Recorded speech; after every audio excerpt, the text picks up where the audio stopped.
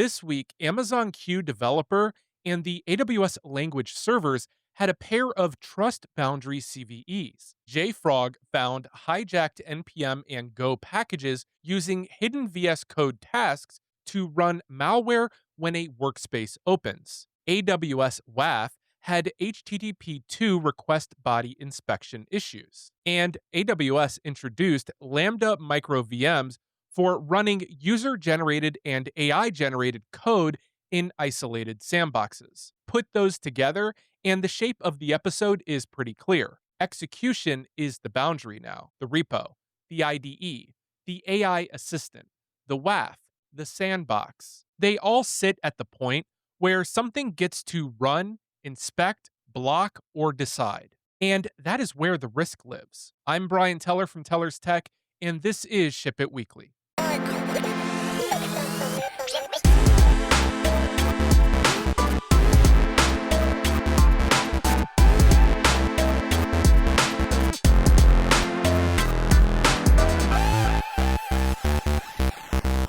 Welcome back to Ship It Weekly, the show about the DevOps, SRE, cloud, platform, and security stories that actually matter when you are the person who has to keep the thing running at 3 a.m. If you are new here, follow or subscribe wherever you are watching or listening.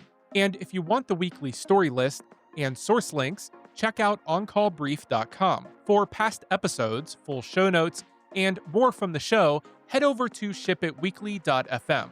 This week is about execution boundaries. Who gets to run code? Who gets to load config? Who gets to inspect the request? Who gets to decide whether something is safe? We open with Amazon Q Developer and AWS language server CVEs, then hijacked NPM and Go packages using VS Code folder open tasks. After that, AWS WAF and HTTP2 request inspection.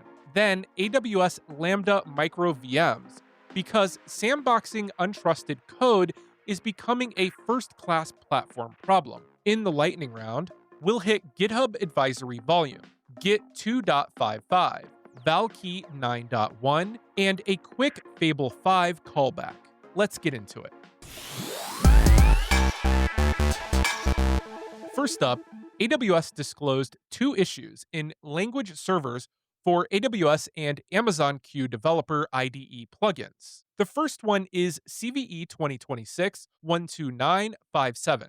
AWS describes it as improper trust boundary enforcement. The short version: if a user opened a malicious workspace, commands inside project configuration files could automatically execute. The user had to trust the workspace when prompted, but that is not exactly a giant comfort, because developers trust workspaces all the time. They clone a repo, they open it in VS Code, they click through whatever prompts get them back to work, and they assume the repo is code, not a local execution trap. The second issue is CVE 2026-12958.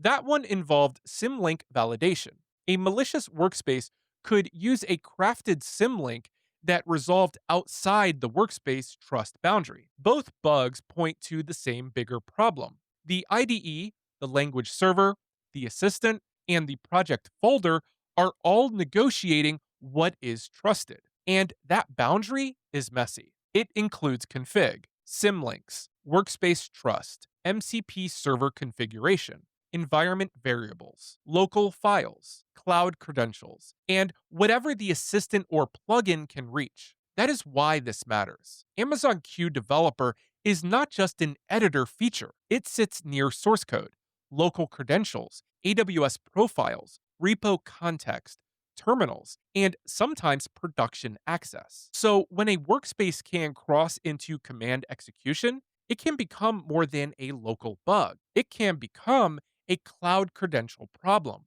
a source control problem, a CI/CD problem. The takeaway: update Amazon Q Developer and the AWS IDE plugins, but also review the operating model. Do developers understand workspace trust? Are MCP configs reviewed? Can project config execute shell commands? Do developer machines have long-lived AWS credentials? Can a malicious repo jump from weird local folder to cloud account access. AI coding assistants are becoming part of the local control plane. Local control planes need boundaries, not vibes, boundaries. Second story. JFrog found hijacked NPM packages using a clever execution path. The malicious versions were not relying on the usual NPM lifecycle scripts. No obvious pre-install, no obvious post-install. Instead, the payload hid inside a VS Code task, specifically a hidden task configured with run on folder open. So the trap is not just install the package and npm runs code. The trap is open the project folder in VS Code, trust the workspace, and the IDE runs the task. That is a different threat model, and it matters because the ecosystem has been hardening the package manager path. npm version 12 is changing install script defaults. Teams are paying more attention to dependency execution. CI pipelines are starting to care about lifecycle scripts. That is all good, but attackers adapt. If npm install gets harder, they look for the next execution surface. And the IDE is a very good one. Developers open folders all day, example projects, reproduction repos, proofs of concept, vendor samples, AI generated apps, random repos from Slack or GitHub issues. And the editor is not passive. It runs extensions. It loads config. It starts language servers. It runs tasks. It reads environment. It can access terminals and local secrets. JFrog also found additional Go packages tied to the same malware pattern. So this is not just a NPM story, it is a workspace execution story. The takeaway is to treat IDE workspace trust like a security control. Watch for hidden VS Code tasks. Pay attention to run on folder open. Be careful with VS Code tasks in random repos. Do not trust every folder just because it looks like code. And for teams using Cursor, VS Code forks, or AI heavy editor workflows, this gets even more important. The package manager is not the only place code runs. Your editor is an execution environment now, so act like it. Third story. AWS disclosed 2 AWS WAF issues involving HTTP2 multi-frame request body inspection. The CloudFront case was remediated server-side with no customer action required. The application load balancer case is the one that operators should look at. Under certain conditions, a crafted multi-frame HTTP2 request could cause only part of the request body to be inspected. That is the sentence that matters. Only part of the body gets inspected. Because when you put WAF in front of an application, the whole point is that the security layer sees the thing you are trying to block. If a request is split across frames and the inspection layer does not accumulate enough of it before applying rules, then the security decision may be made on an incomplete view. That is not unique to AWS WAF. This is a classic security control problem. The proxy, load balancer, WAF, app server, and backend framework all have to agree on what the request means. If one layer parses it one way and another layer parses it differently, attackers get room to move. That is where parser differentials and request smuggling style problems come from. AWS released a configuration option on ALB so customers can control how WAF inspects HTTP2 request bodies. So this is not only a provider fixed it story. If you use WAF with ALB and HTTP2, there is something to review. The takeaway? Do not just ask, do we have WAF? Ask what it sees. Where does TLS terminate? Is HTTP2 involved? Are request bodies inspected the way you think they are? Do your ALB settings match the protection model you are depending on? Security controls are not magic shields. They are parsers, policies, and defaults. And this week, the parser mattered. Fourth story. AWS introduced Lambda micro VMs. This is the positive version of the same theme. If the first three stories are about unexpected execution paths, this one is about building a safer place for execution to happen.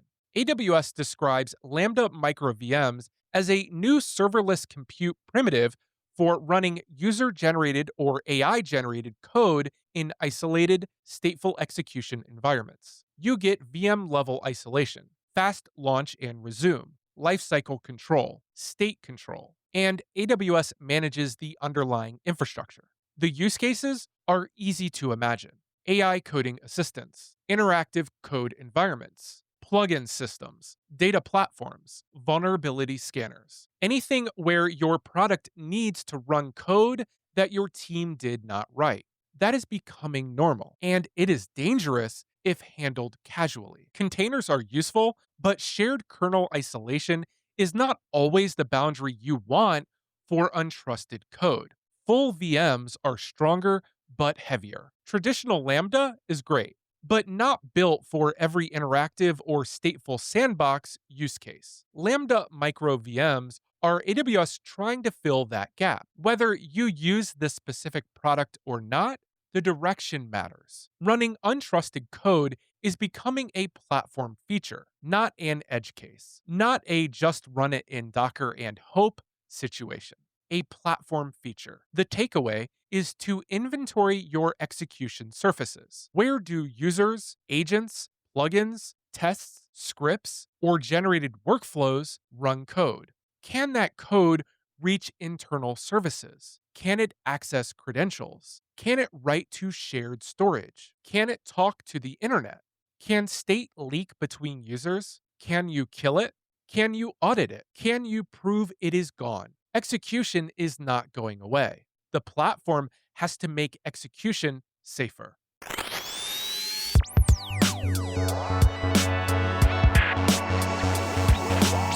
Quick lightning round. First, GitHub says its advisory database hit a record volume. In May, GitHub published more than 1,500 reviewed advisories, more than 5 times the typical monthly output.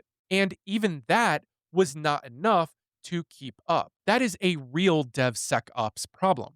Vulnerability management is becoming a queuing problem. The hard part is not getting alerts. The hard part is deciding what matters before the queue buries the team. Second, Git 2.55 is out. The useful bit is incremental MIDX support through Git repack. That mostly matters for very large repositories and hosting platforms. But it is a good reminder that developer platforms are infrastructure too. At enough scale, Git performance becomes engineering productivity. Third, Amazon Elasticache now supports Valkey 9.1. The main angle is performance and efficiency improvements landing in the managed AWS service. Not every cache needs an urgent upgrade, but cache engines are production systems. Memory efficiency, throughput, command behavior, and isolation matter when the cache is sitting directly in the request path. Fourth, quick Fable 5 callback. Anthropic's Fable 5 is back online after the export control issue that knocked it offline. And that does not weaken the earlier point, it strengthens it. The model came back, but the dependency risk was still real. AI reliability is not only uptime anymore, it is access policy, regional roles, model behavior, fallback behavior, and vendor changes. So yes, Fable 5 is back. Still, put AI models in your dependency register.